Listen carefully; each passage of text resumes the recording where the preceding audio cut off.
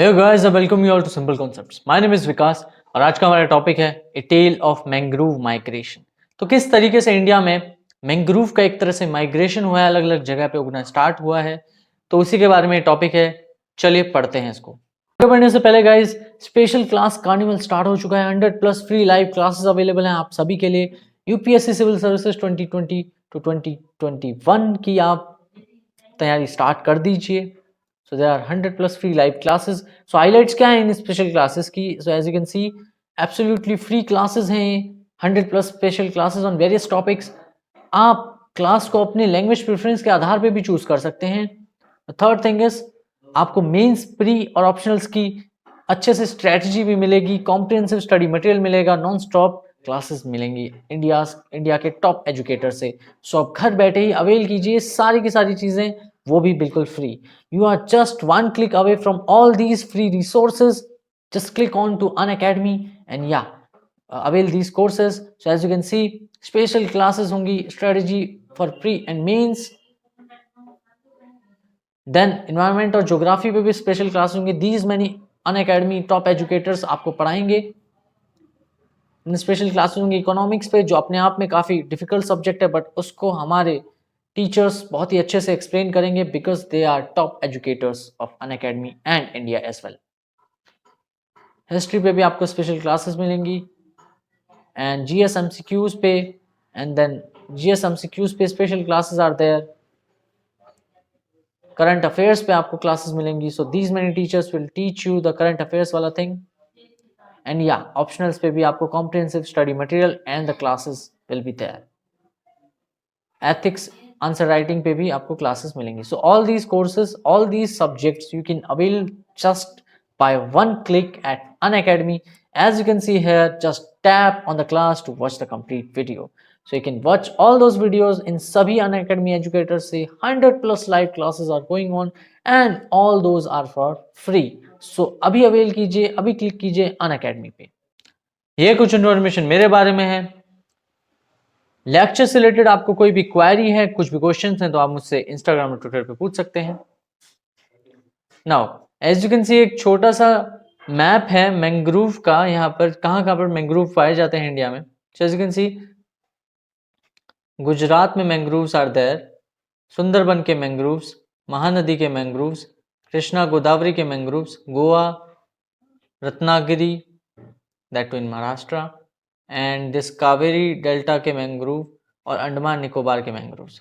तो ये कुछ 1 2 3 4 5 6 7 8 8 प्लेसेस हैं जहां पर मैंग्रोव्स पाए जाते हैं इंडिया में प्राइमरीली। तो इनको आप याद रख सकते हैं, काफी इंपॉर्टेंट है आपके यूपीएससी के पर्सपेक्टिव से। नाउ इंट्रोडक्शन में 2008 में पुनर्बसु चौधरी नाम के एक मैंग्रोव इकोलॉजिस्ट थे। उन्होंने क्या किया, यूनिवर्सिटी ऑफ कैलकाटा के वो थे बेसिकली। उन्होंने एक इंटरेस्टिंग मैंग्रोव प्लांट को बेसिकली स्पॉट किया, जो कि कहाँ पर था, at the bank of river Hooghly inside Kolkata city. तो कोलकाता सिटी में एक हुगली नदी है, सो उसके किनारे पे उन्होंने मैंग्रोव पौधे को देखा। बहुत ही इंटरेस्टिंग मैंग्रोव पौधा था। वो थोड़ा अनयूजुअल था गाइस। अनयूजुअल क्यों था? क्योंकि मैंग्रोव्स जो थे उनको साइक्लिक सप्लाई चाहिए सलाइन वाटर का, यानी कि साइक्लिक सप्लाई उसमें लगता है सलाइन वाटर का। एंड उसकी जो ग्रोथ होती है वो अपस्ट्रीम जोन में होती है, वो बहुत ही ज्यादा जबरदस्त थी। मतलब कि वो ऊपर की तरफ बढ़ता ही चला जा रहा था, बढ़ता ही चला जा रहा था। ग्रोथ जो थी अपस्ट्रीम जोन की, वो बहुत ज्यादा रिमार्केबल थी। फिर उन्होंने क्या किया, उन्होंने इन्वेस्टिगेशन किया on their distribution in the Hooghly estuary.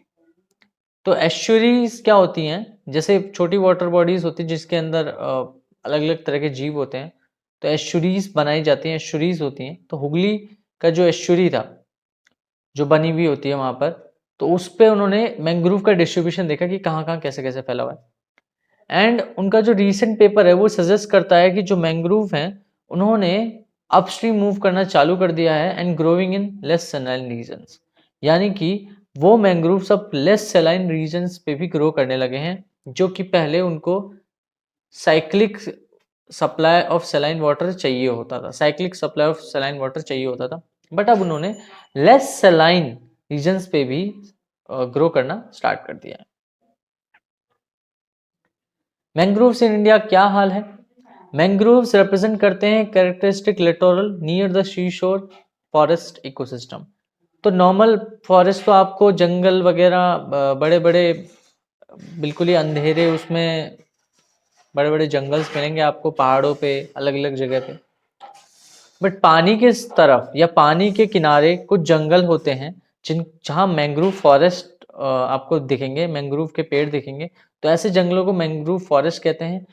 Next is these are mostly evergreen forest. तो ये मोस्टली एवरग्रीन फॉरेस्ट होते हैं जो कि ग्रो करते हैं शेल्टर्ड लो लाइंग कोस्ट पे, यानी कि जो नीचे की तरफ में कोस्ट होते हैं, जो लो लाइंग कोस्ट होते हैं किनारे, एस्चुरीज में, मड फ्लैट्स पे, टाइडल क्रीक्स, बैक वाटर्स पे, coastal waters held back on land. मतलब ये जो टाइडल क्रीक्स बैक वाटर होता है ये वही कोस्टल वाटर होता है जो कि लैंड पे आ जाता है। एंड लगून्स और मार्शेस पे जो कि ट्रॉपिकल और सब ट्रॉपिकल रीजन्स में पाए जाते हैं।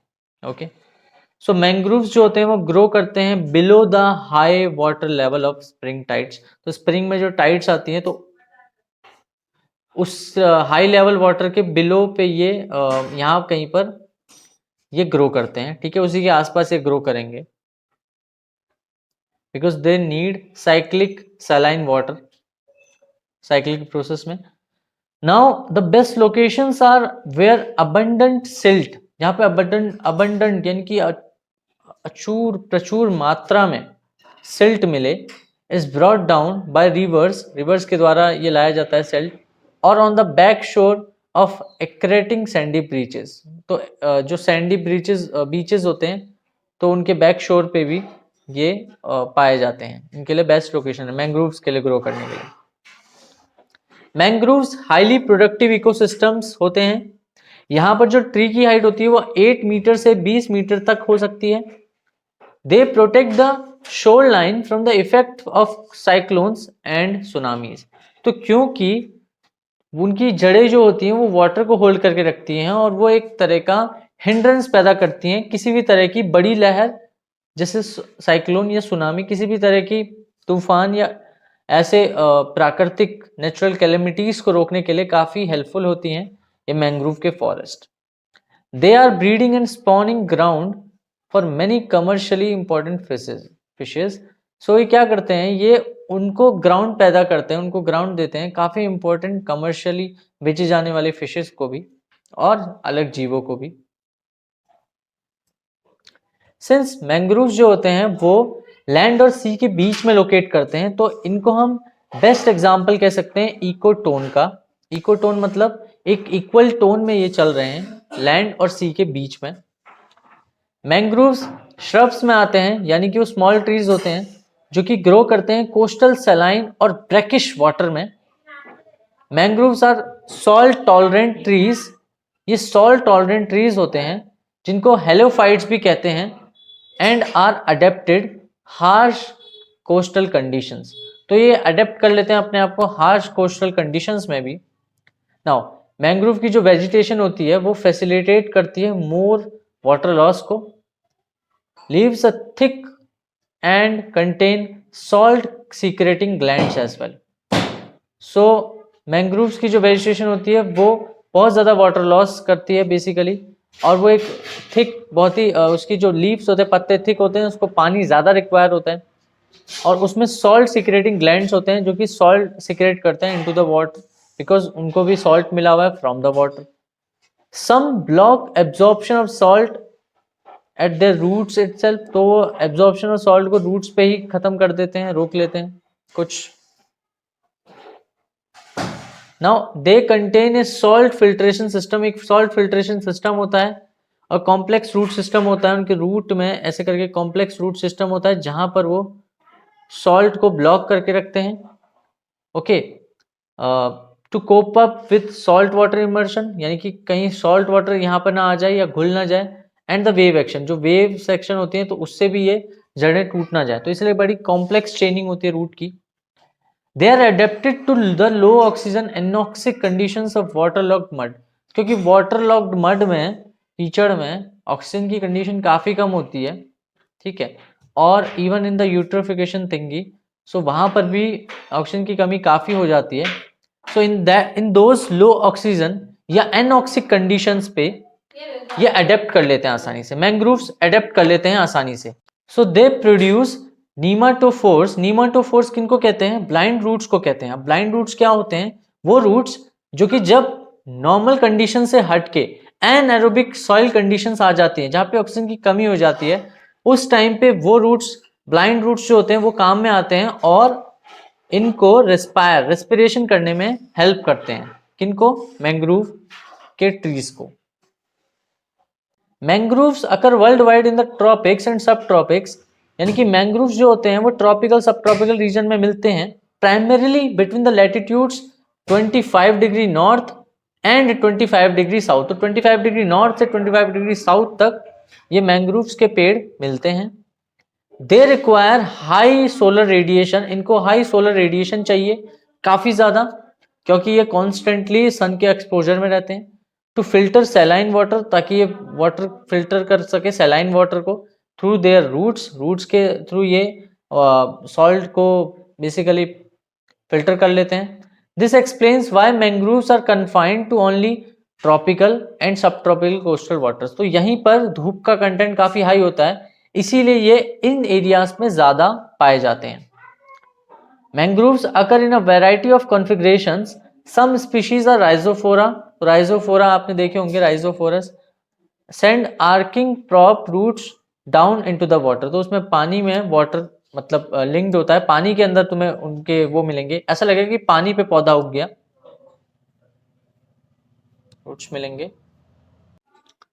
While other example are Avicennia send vertical nematophores और air roots up from the mud। तो एक में तो पानी के अंदर होते हैं रूट्स, एक में पानी के बाहर या कीचड़ के बाहर होते हैं ये नीमाटोफोर्स, जहां पर डेवलप हो जाते हैं, वर्टिकल नीमाटोफोर्स डेवलप होते हैं। Then comes adventitious roots which emerge from the main trunk। जो मेन ट्रंक होता है ट्री का, तो उसमें से भी कुछ रूट्स इमर्ज होते हैं, ऐसे रूट्स को कहते हैं adventitious roots। These are above ground level and are called stilt roots। इनको stilt roots भी कहते हैं। Mangroves exhibit viviparity mode of reproduction। तो viviparity mode of reproduction करते हैं, इसका मतलब ये है कि सीड्स जो होते हैं वो जर्मिनेट होते हैं in the tree itself before falling to the ground. तो ये जर्मिनेट यानी कि अंकुरित जो होता है, अंकुर फटना, पहले तो होता है कि अंकुर नीचे जाके फटता है, बट अंकुर फटना ट्री में ही चालू हो जाता है और फिर उसके बाद वो नीचे गिरते हैं, सीधा बीज नहीं गिरते हैं, अंकुर फट के नीचे गिरता है। तो स्टेप 2 आप कह सकते हो रिप्रोडक्शन का, वो वहां से स्टार्ट होता है। स्टेप 1 इसका वहीं हो जाता है पेड़ के उसमें, ट्री में। Now this is an adaptive mechanism to overcome the problem of germination in saline water. अब ऐसा क्यों होता है? क्योंकि एडेप्टिव मैकेनिज्म है, क्योंकि काफी टाइम के बाद ये अब ये एडेप्टेशन आ गई है इन पेड़ों में, क्योंकि नीचे सैलाइन वाटर होता है तो उसमें जर्मिनेशन कराना इज क्वाइट टफ। तो उसको प्रिवेंट करने के लिए, इस प्रॉब्लम को ओवरकम करने के लिए ये जर्मिनेशन पहले ही कर लेते हैं, अंकुर पहले ही फोड़ देते हैं अपने बीजों में। Redistributing plants, reasons for moving upstream। After surveying the banks near Kolkata, he was able to, अब वो जो पीछे हम जिनकी कहानी पढ़ रहे थे, जिनके बारे में पढ़ रहे थे, साइंटिस्ट और ecologist, mangrove ecologist, he was able to spot a few mangroves belonging to the genus, तो जीनस होता है इनका सोनेरेशिया। उन्होंने कहा कि over the years due to gradual environmental changes और एंथ्रोपोजेनिक चेंज एक्टिविटीज, जिसने एंथ्रोलॉजी को चेंज कर दिया, इनकी मैंग्रोव के जो फॉरेस्ट या फिर पेड़ हैं हैव स्टार्टेड टू रीडिस्ट्रीब्यूट, अपने आप को रीडिस्ट्रीब्यूट करना स्टार्ट कर दिया उन्होंने। They also studied the sediments, उन्होंने सेडिमेंट्स को भी स्टडी किया, जो नीचे सेडिमेंटेशन नीचे इकट्ठा हो जाता है, एंड वाटर सैंपल्स, उसके साथ जो वाटर सैंपल्स आए उसको भी स्टडी किया along the river banks. With the rapid growth of Kolkata city, sewage का जो डिस्पोजल है हैज इंक्रीज्ड, वो भी ज्यादा बढ़ा है, जिसने कि पॉल्यूशन को पानी में, रिवर वाटर में जो पॉल्यूशन होता है उसको बहुत ज्यादा इंक्रीज कर दिया है। किसने? This sewage disposal in the Kolkata city. Globally, there also rapid mean sea level rise, तो क्योंकि वहां पर ग्लोबली देखा जाए तो सी लेवल में भी राइज हुआ है, रैपिड राइज हुआ है, ये सारे के सारे फैक्टर्स इंपॉर्टेंट रोल अदा करते हैं इन दिस अपस्ट्रीम माइग्रेशन। ये जो अपस्ट्रीम माइग्रेशन हुई है इसको एक्सप्लेन किया डॉक्टर चौधरी ने, who is with the university of Calcutta department of environmental science. अब इंपॉर्टेंस ऑफ मैंग्रोव्स पे आता है। अभी तक हमने देख लिया मैंग्रोव्स उगते कहाँ हैं, कैसे उगते हैं, क्या उनके पीछे की जियोलॉजी है।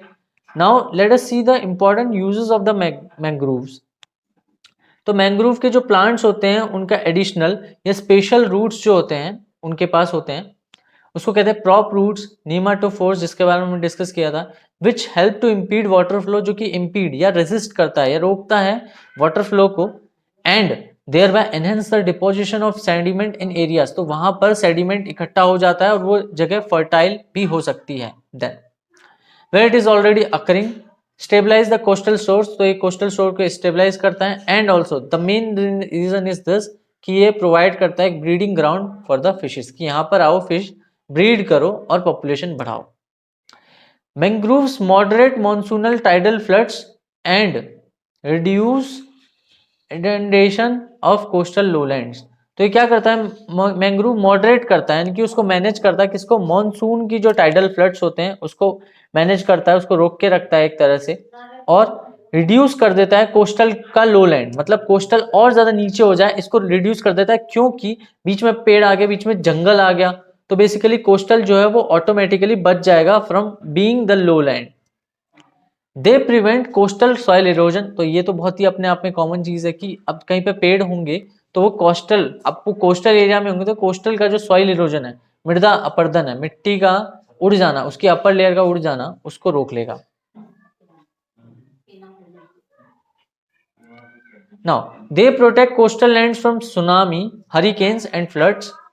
मैंग्रोव एनहेंस करते हैं नेचुरल रिसाइकलिंग ऑफ न्यूट्रिएंट्स को, नेचुरली रिसाइकिल कर देते हैं न्यूट्रिएंट्स को, क्योंकि एक नेचुरल इकोसिस्टम डेवलप होता है वहां पर। मैंग्रोव सपोर्ट करते हैं numerous flora, avifauna and wildlife को। They provide a safe and favourable environment for breeding, spawning, rearing of several fishes. Then they also supply woods, firewood, medicinal plants, edible plants to local people. They provide numerous employment opportunities to local communities and augments their livelihood.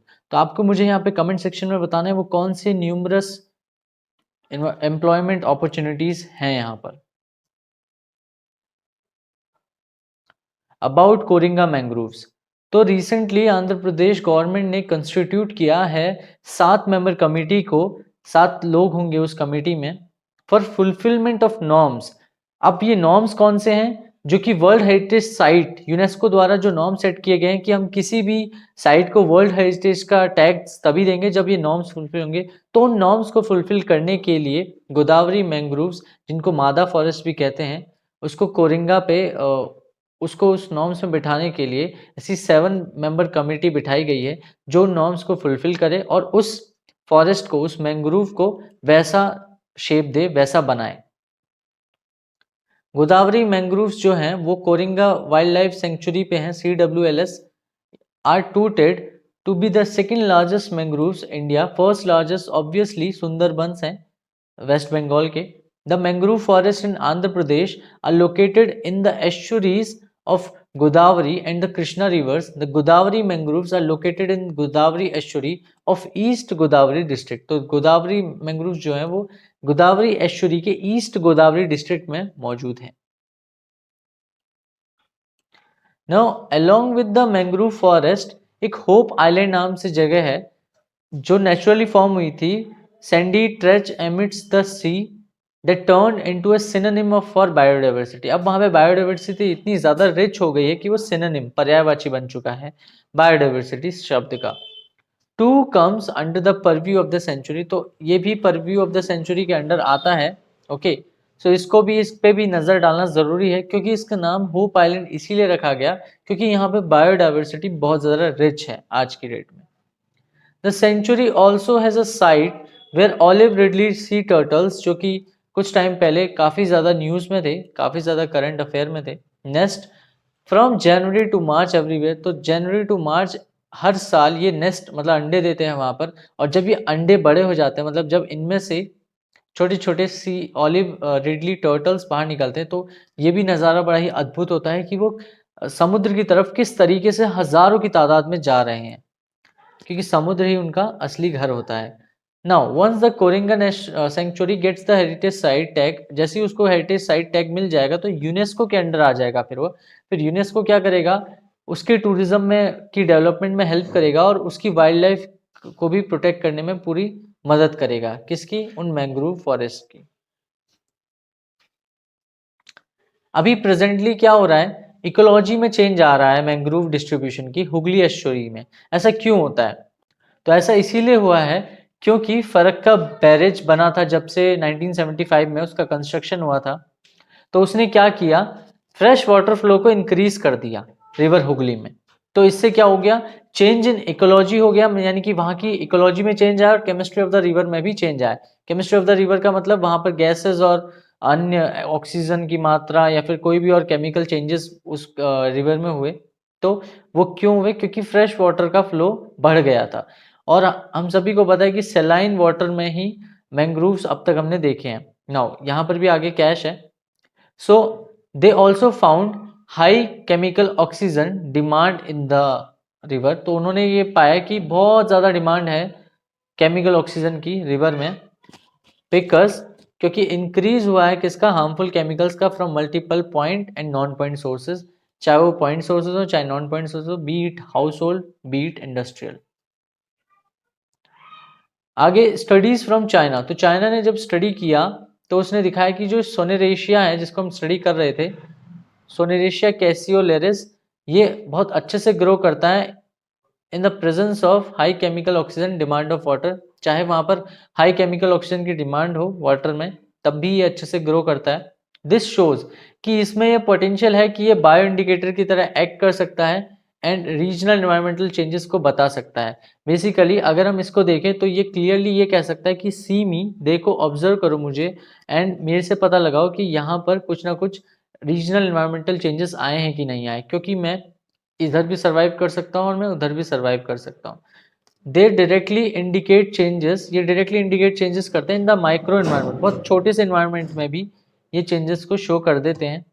The rate of sedimentation, यहाँ पर देखिए rate of sedimentation बढ़ जाता है, quality of sediment बढ़ जाता है, bio geochemistry में चेंज आ जाता है। तो इसमें क्या होता है, ये अफेक्ट करता है बाय एलिवेटेड एंथ्रोपोजेनिक एक्टिविटीज, तो काफी ज्यादा एंथ्रोपोजेनिक एक्टिविटीज में चेंज आता है यहाँ पर, ठीक है। उसकी वजह से इसकी बायो जियोकेमिस्ट्री में चेंज आ रहा है और ग्लोबल क्लाइमेट चेंज भी अकर कर रहे हैं।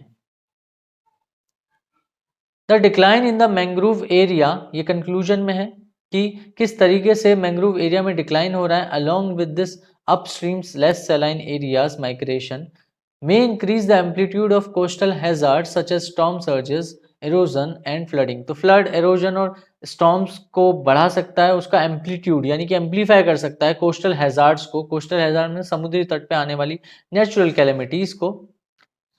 टीम ने यह भी देखा कि बैरकपुर और बिरलापुर के बीच में नॉन सैलाइन रीजन पड़ता है।